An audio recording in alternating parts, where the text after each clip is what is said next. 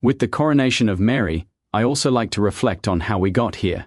The full story of Mary, the totality of her journey, and the immense pain God asked her to endure.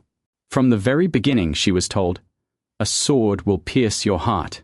We can't even begin to comprehend the sorrow she felt watching her own child be tortured and killed, knowing that not only was her son being rejected, but so was God by his own people once again.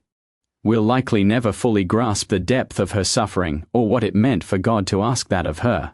It's easy to wonder how God could seem so heartless, to ask even his own mother to endure such intense pain.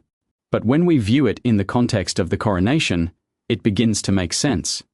Without the coronation, without the resurrection, God can seem distant, even cruel. It can leave us asking, why would God allow so much pain?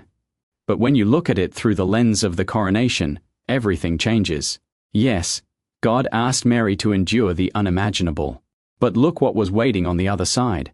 Every ounce of her pain is now met with eternal glorification, eternal joy. That's the trade-off, temporary suffering exchanged for everlasting glory. This doesn't make the pain less real or less horrible. It doesn't erase the sorrow, but it does show us that it was not meaningless, and that God himself did not ask of Mary or of us anything he wasn't willing to endure himself. Jesus bore it too, and it all leads to a moment like the coronation, where every tear is wiped away and all suffering is finally crowned with glory. Mary's story reminds us that God sees the whole picture, even when we don't.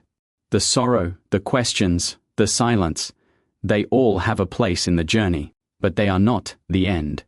In Mary's coronation, we glimpse the promise that awaits all who suffer in faith, that one day pain will give way to joy and sacrifice will be crowned with glory.